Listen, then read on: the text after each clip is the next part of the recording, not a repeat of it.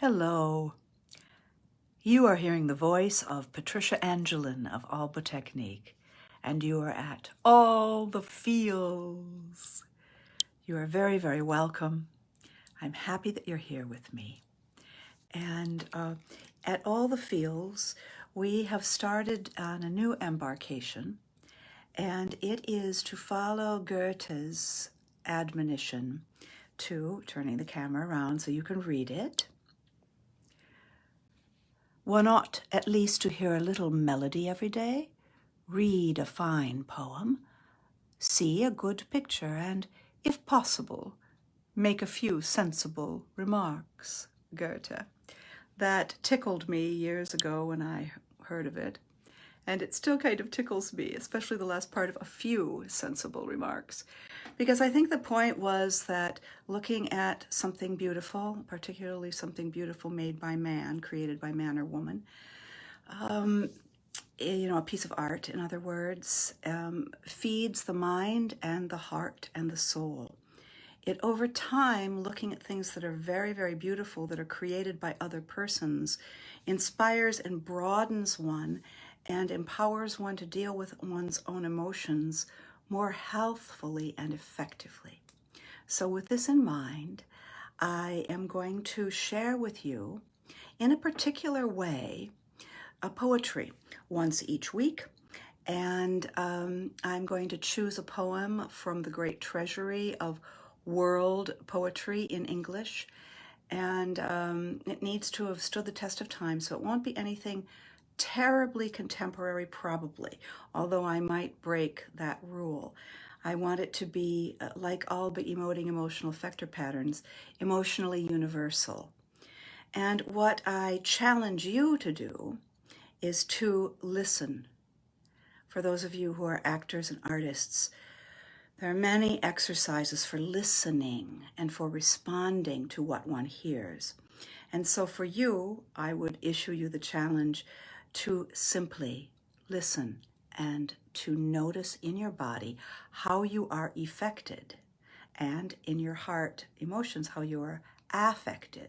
Affected is the mind, affected is the heart. And so I would want you to notice what this particular poet's words, so carefully chosen and structured, because that's what poetry is, and concise and filled with imagery, what do they do to you? That's the question. What does poetry do to you? So this poem today is by Edna St. Vincent Millay, and she was the Pulitzer Prize winner in poetry in 1923 and has a pretty big body of work. And also, for those of you who are actors, she is represented as a character in any number of plays and films. Sometimes, stated, and she's called by her name, and other times a thinly veiled character who really is kind of Edna St. Vincent Millay, because she was quite a character in New York in the early 20th century. So here we are. I will turn around the camera so that you may hear and listen and notice how you are affected.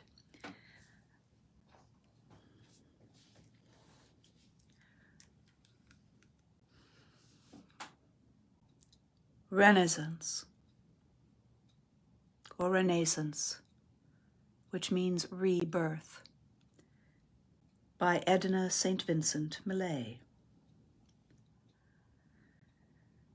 All I could see from where I stood was 3 long mountains and a wood. I turned and looked the other way and saw 3 islands in a bay. So with my eyes I traced the line of the horizon, thin and fine, straight around till I was come back to where I started from, and all I saw from where I stood was 3 long mountains and a wood. Over these things I could not see.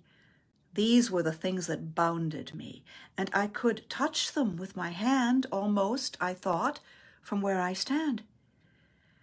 And all at once things seemed so small. My breath came short and scarce at all. But sure the sky is big, I said, miles and miles above my head. So here upon my back I'll lie and look my fill into the sky. And so I looked. And, after all, the sky was not so very tall. The sky, I said, must somewhere stop, and sure enough, I see the top. The sky, I thought, is not so grand. I most could touch it with my hand. And reaching up my hand to try, I screamed to feel it touch the sky.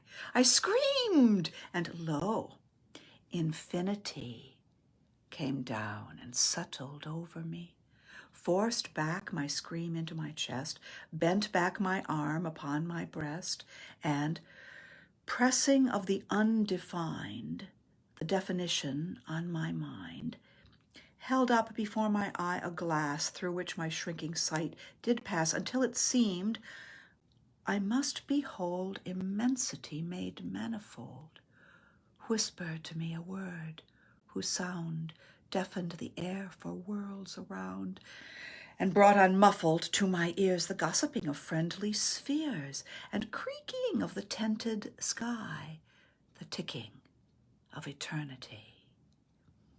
I saw and heard, and knew at last the how and why of all things, past and present and forevermore.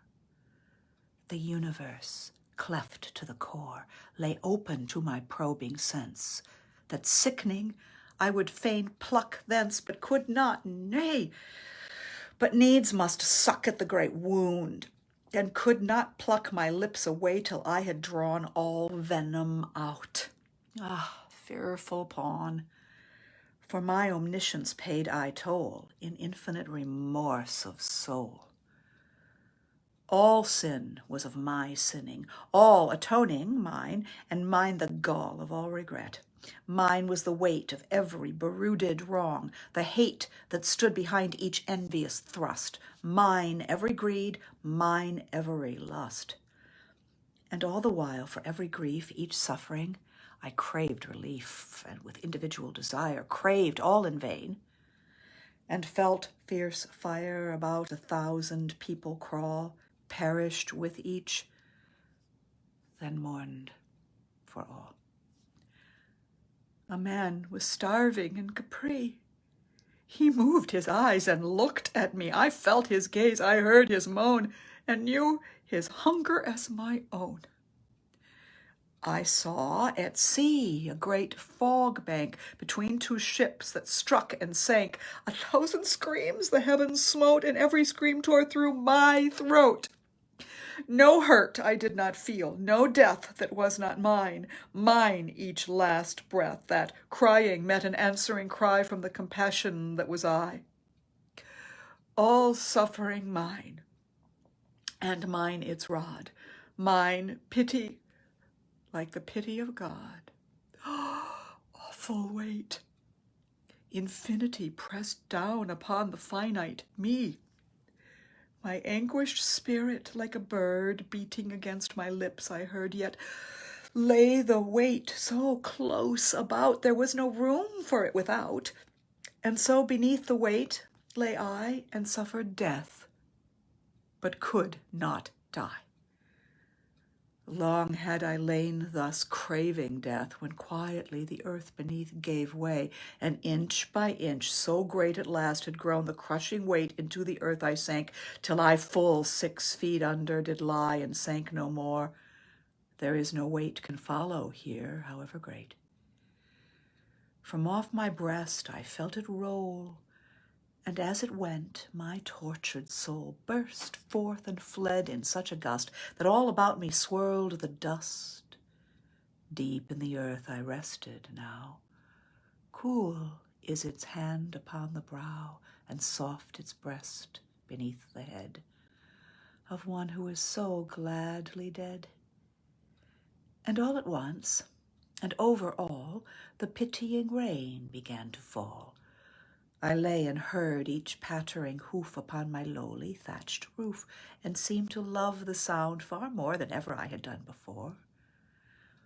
For rain, it hath a friendly sound to one who is 6 feet underground, and scarce the friendly voice or face a grave is such a quiet place. The rain, I said, is kind to come and speak to me in my new home. I would I were alive again, to kiss the fingers of the rain, to drink into my eyes the shine of every slanting silver line, to catch the freshened, fragrant breeze from drenched and dripping apple trees. For soon the shower will be done, and then the broad face of the sun will laugh above the rain-soaked earth until the world with answering mirth shakes joyously, and each round drop rolls twinkling from its grass-blade top. How can I bear it, buried here, while overhead the sky goes clear and blue again after the storm? O multicolored, multiform, beloved beauty over me that I shall never, never see again. Spring silver, autumn gold, that I shall never more behold, sleeping your myriad magics through, close sepulchred away from you. O God, I cried, give me new birth and put me back upon the earth. Upset each cloud's gigantic gourd, and let the heavy rain downpoured in one big torrent set me free, washing my grave away from me. I ceased, and through the breathless hush that answered me, the far-off rush of herald wings came whispering, like music down the vibrant string of my ascending prayer, and crash! Before the wild wind's whistling lash, the startled storm clouds reared on high and plunged in terror down the sky, and the big rain in one black wave fell from the sky and struck my grave. I know not how such things can be. I only know there came to me a fragrance such as never clings to aught save happy living things, a sound as of some joyous elf singing sweet songs to please himself, and through and over everything, a sense of glad awakening.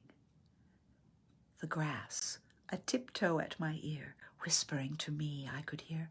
I felt the rain's cool fingertips brush tenderly across my lips, laid gently on my sealed sight, and all at once the heavy night fell from my eyes, and I could see a drenched and dripping apple tree, a last long line of silver rain, a sky grown clear and blue again.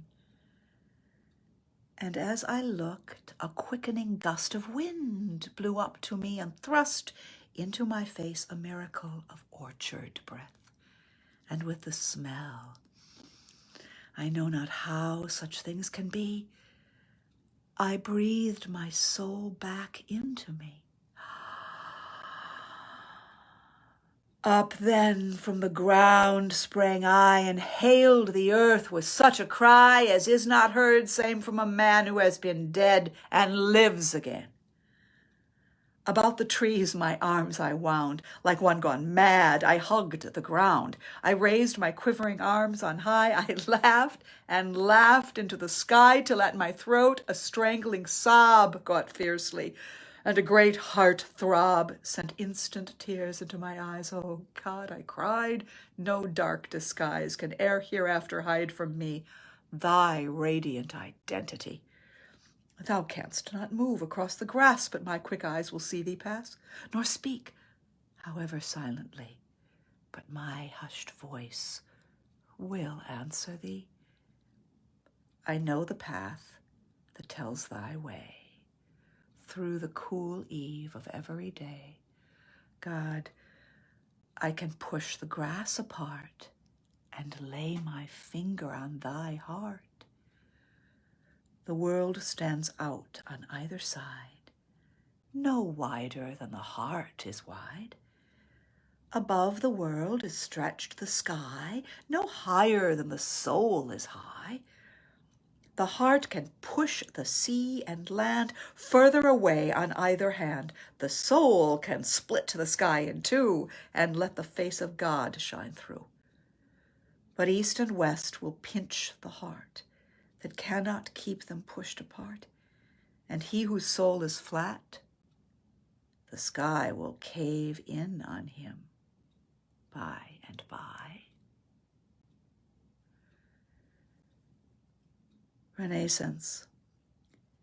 Edna St. Vincent Millay. Now clearly, when she wrote that, she was trying to express coming out of a very, very, very deep depression. And so I think it's appropriate for us at all the fields that we, post-pandemic, are having many of our own rebirths, our comings again in a new form. So I thank you for being with me and for listening to a fine poem, which Katie has put a link so that you can visually read it for yourself. And I would suggest, finally, that you look at it, but don't read it in your mind. Read it out loud so that the poetry's frequency coming through your own voice will be felt inside of you and heard by your ears coming out of your own mouth. That is the best way to read poetry. And you don't need to know anything about it. You simply approach it humbly, as I think I did this Renaissance, because all I did was look up Edna St. Vincent Millay, and the first poem that came to my eye was this poem as being one of her most famous. And so I thought, I will approach that. But I will approach that very openly. I'll quickly skim it to see if it is appropriate for our offering here at All the Fields. And if so, I won't look at it again until I approach it again in your presence, in your virtual presence, I guess. So this was very much in the way of being a cold read, as we'd say as actors. This is not something that I have prepared. I've simply approached the poet and the poet's words. If there is a poem that you would like me to approach in this way, I would be grateful if you would let us know at Alba Technique, and I will approach that poem on either Facebook Live or Instagram Live and do that for you and with you. Thank you very much. I'm Patricia Angelin, Alba Technique, for All the Fields.